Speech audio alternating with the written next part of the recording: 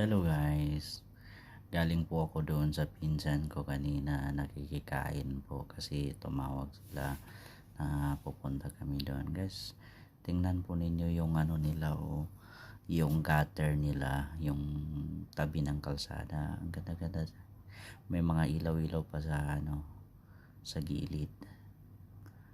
At saka napapansin ko dito guys, sa area na to tahimik talaga, wala man lang mga hindi magagandang dito sa area na to.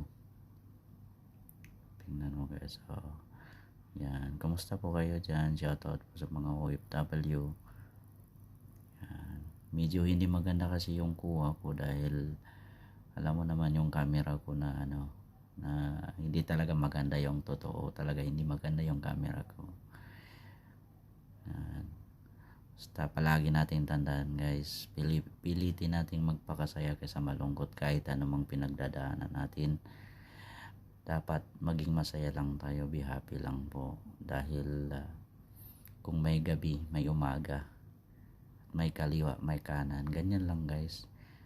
Tuloy pa rin ang buhay.